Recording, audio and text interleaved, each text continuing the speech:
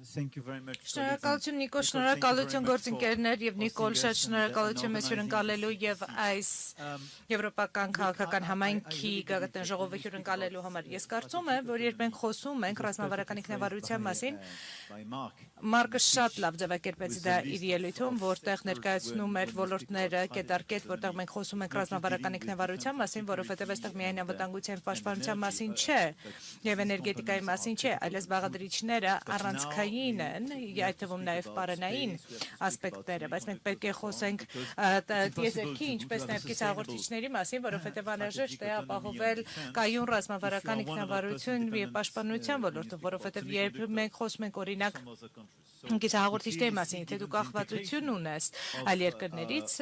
ապա անհրաժեշտ է դիտարկել գլոբալ տնտեսության ինտեգրումը եւ մեր ամբողջական նորարարական համակարգը, որովհետեւ մեր ռազմավարական ինքնավարության ձևավորումը պահանջում է շատ ավելի մեծ կենտրոնացվածություն այն հիմնասյուների վրա, որտեղ մենք ունենք գերկախյալություններ։ Եվ իհարկե, նաեւ փոխանցած տարիների ընթացքում մենք փորձառեցինք այս գերկախյալության արդյունքները COVID-ի ժամանակ, երբ մենք խոսում ենք դիմակների մի շարք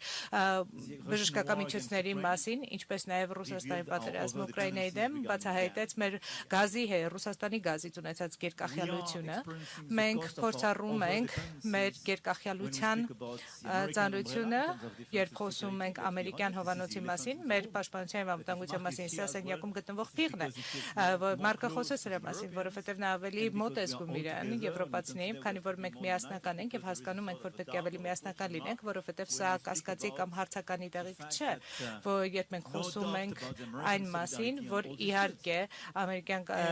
համերաշխության մասին կասկած չկա այս բոլոր ոլորտներում եւ մենք հավանաբար փորձառում ենք նաեւ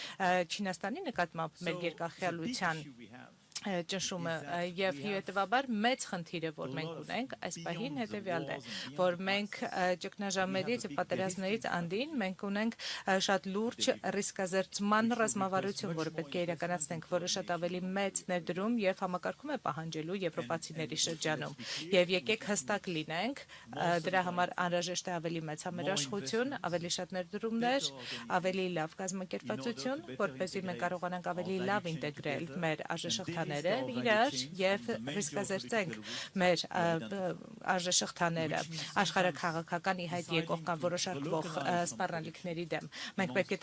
տեղայնացնենք որոշ արտադրություններ մեր շրջանում, մենք պետք է բազմազանեցնենք մեր գործընկերությունը, նվազեցնելու մեր գերկախյալությունները, բայց սա է մոտեցումը եւ սա է, որ մենք պիտի իրականացնենք առաջիկա տարիների ընթացքում։ Հիմնական ռիսկերից մեկը, որ ունենք, առճակատումների արագացումն է, հատկապես ԱՄՆ եւ Չինաստանի միջև, ինչը կարող է շատ ավելի արագ ընթացքով բացահայտել այս կախյալությունները եւ մենք կհայտնվենք անկյունում։ Այս ասելով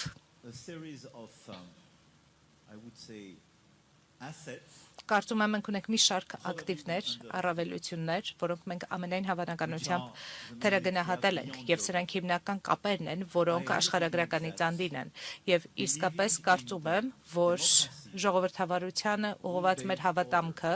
կանոնների վրա հիմնված աշխարհակարգը,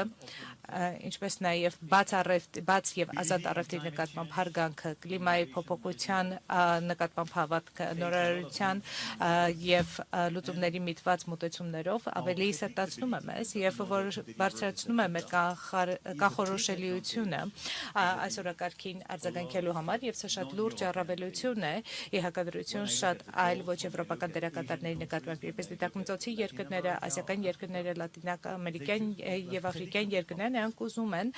կանխատեսելի գործընկերներ ունենալ եւ երբեմն մեր շահերը կայուցայ համապատասխան չլինեն, բայց եթե մենք մեր օրակարգը իրականացնում ենք որպես կանխատեսելի, սա իմաստ կունենա։ Կարծում եմ, այստեղ մենք շատ կարևոր դերակատարում ունենք նաեւ Հորմուզի ջրանցքի հետ կապված իրավիճակում եւ Ջորջյան մեզ հետ էր, երբ մենք կազմակերպեցինք մեր այս վերջին հանդիպումը, մենք շատ ասիական եւ աֆրիկյան երկրներ ունենք եւ ծոցի երկրներ ունենք եւ շատ տպավորիչ էր տեսնելու նրանց մասնակցությունը եւ նրանց օրակարգերի համաձայնեցվածությունը եւ կարծում եմ, որ վստահաբար մեզ վստահում է ԱՄՆ-ն, բայց մեզ հարգում են եւ վստահում են նաեւ իրանցիները։ Իհարկե մենք միամիտ չենք Իրանի հետ կապված, բայց նաեւ չենք պատերազմում նրանց հետ, ինչը ստեղծում է մի համատեքստ, որտեղ այս ամենը փոխկապակցվածության մեջ կարող է նշանակել, որ մենք կարող ծառայություններ մատուցել դիվանագիտական, տնտեսական, ֆինանսական իմաստով, որպեսզի կարողանանք դյուրացնել Հորմուզի ջրանցքի բացումը եւ բացառևտուրը եւ սա ռազմավարություն է, որտեղ ացերշաբաթվա ընթացքում մենք ունեցանք Լոնդոնում հանդիպում եւ հիմա մենք այդպիսի իրավիճակ ենք, որտեղ մենք կարող ենք դյուրացնել այսպիսի բացումը, ինչը մեզ դնում է այդպիսի իրավիճակում, որտեղ մենք կարող ենք լինել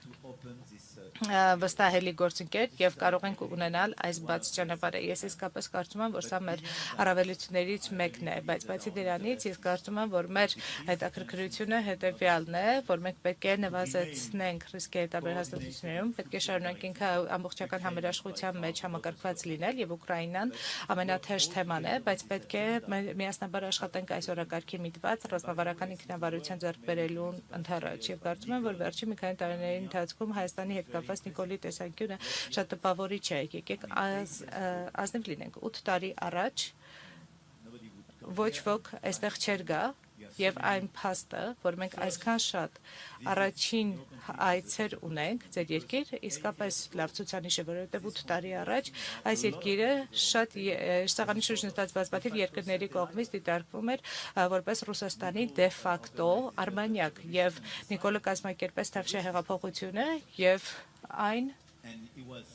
որոշեց ապառիսկայնացնել երկիրը եւ շահեց դրա արդյունքում եւ այն որոշեց, որ խաղաղությունը եւ Եվրոպան առաջնային ձգտումն են եւ այն դիմադրությունը, որ կա Ուկրաինայում, Հայաստանի ռազմավարությունը, այն ինչ որ արվեց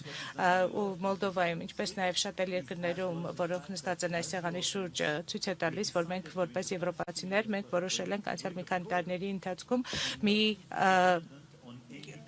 ազանգ հնչեցնել միասնաբար զարթոնքի համար եւ հենց ռազմավարական ինքնավարությունը հենց այսպեսի մեծ ուժի միտված